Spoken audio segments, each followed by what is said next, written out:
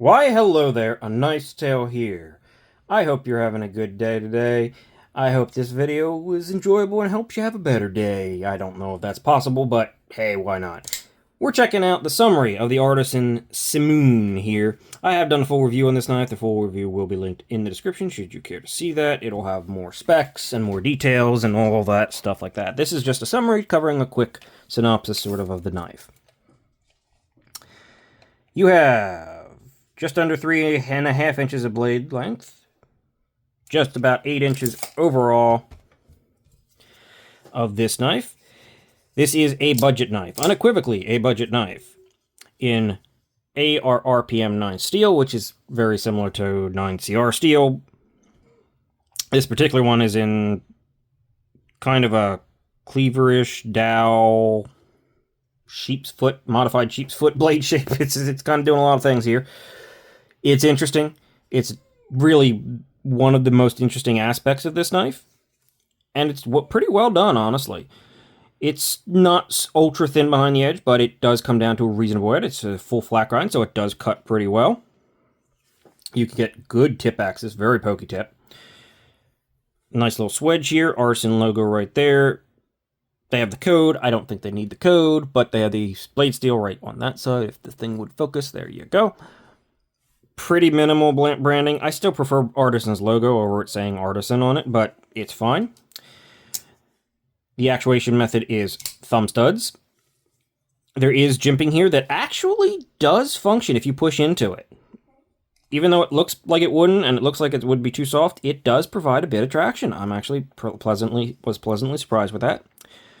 Sharpening tool and plunge grind is great. Tons of room, tons of access, and the lock bar is what acts, or the crossbar, which this is a crossbar knife, is what acts as the stop pin. So yeah, you have infinite life on this thing basically until you're getting too thick that it's just not going to pass through anything, and that's going to be a while. It's going to be a while. This is definitely a knife that will last you probably for quite some time. It is G10, and I have to say the G10 on this is very interesting. I think I mentioned it in the review. It's like slightly unfinished, like it's slightly less refined G10 than you see on some knives.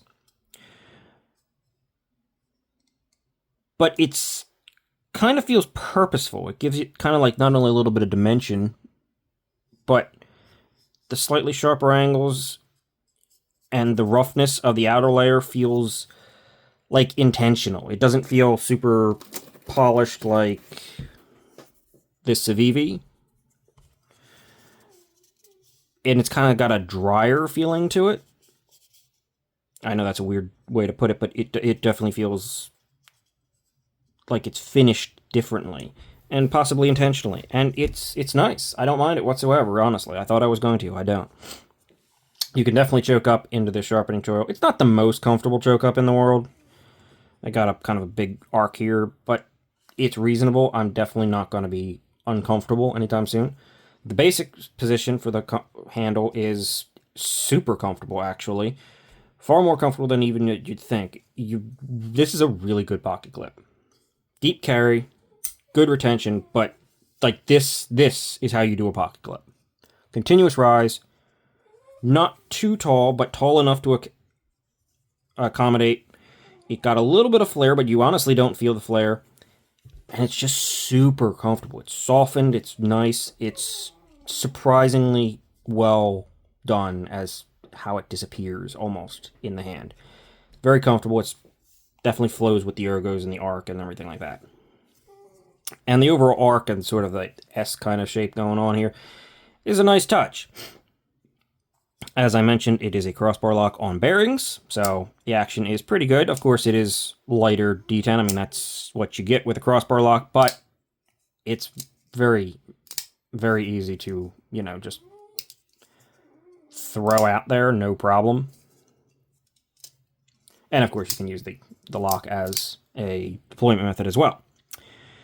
The pivot is, I haven't taken this apart.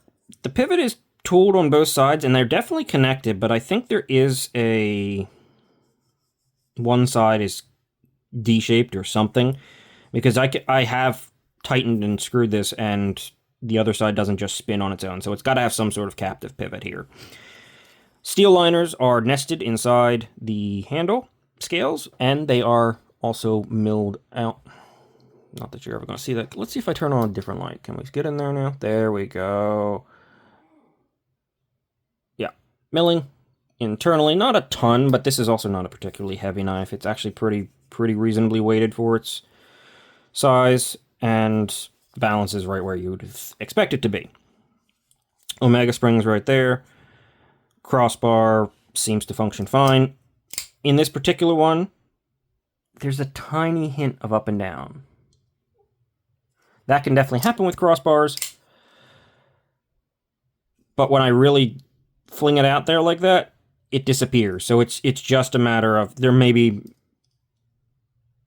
there's a tiny hair of oil or something on the lock bar or the crossbar. Maybe it's still working itself in.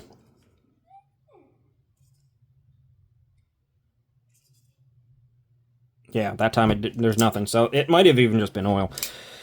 It's pretty reliable. As you can see, there's a lot of pocket gunk in there, which I'm definitely going to have to clean out.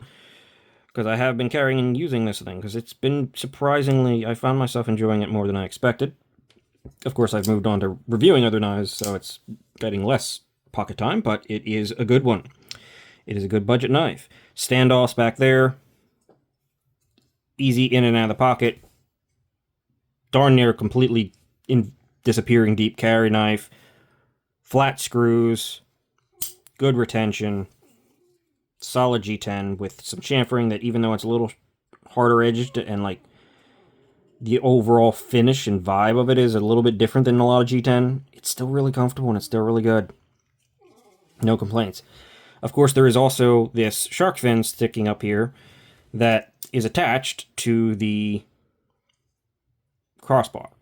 Now, I'm still undecided as to whether I really like this on this knife. For the most part, whereas these like shark fin things can sort of get in the way and be kind of annoying and cumbersome on some knives, holding it like this here is pretty reasonable. I don't really want to hold it like this and be uncomfortable. I'm pretty fine with this, and if I choke up, I'm honestly fine going up and above it. So it doesn't really get in the way as much as it does on some knives. I mean, there are some knives that it really gets in the way, and it's just kind of like right there where you want to put your finger, and you're just kind of like, eep. That's not great. This one's not too bad, but at the same time, and I do like the fact that, you know, you can flick it out with that. The lockup's solid. That might have just been a little bit of oil. I might have completely solved that problem. Or it wasn't a problem in the first place, and I was just delusional. Entirely possible. But I do think the lines of this knife look really good without it. And it is potentially in the way for some people, so I could take this or leave it, honestly. But it's not doing anything where it's like, oh no, it's horrible. This one's less offensive than some. This is, as I said, a budget knife. It is, what was this, $45 or something like this? Like that? Yeah, $45, $50, something like that. 100% recommendable. This is fun. It's doing a very interesting, it's got its own aesthetic. It's doing its own thing. It's doing it well. Yeah, honestly, there's nothing I can say other than this is a very recommendable budget knife that gives you sort of a outside of the norm aesthetic, which who doesn't like that? That's part of the fun, right? I mean, not every knife needs to be that. I love this design. I love this knife. I need to clean this knife. But yeah, not every knife needs to be just plain. And as long as it still functions and works like a knife, which this most certainly does, a little bit of interesting sort of, I suppose some people might consider this aggressive look to it now and then, just makes the hobby more interesting. And the Simoon here is definitely a good one for that, at a reasonable price. I'll link it down below if you want to grab one There'll be probably an Amazon link or something.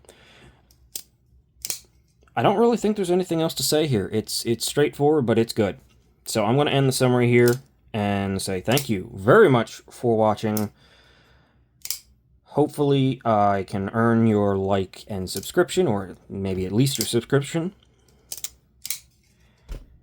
And maybe future views. I would appreciate that. If there's something you want to see or some thoughts you have, feel free to drop them down below. I think that's everything from me, so the summary is over. Have a great day. Thank you for watching, and I'll see you in the next one.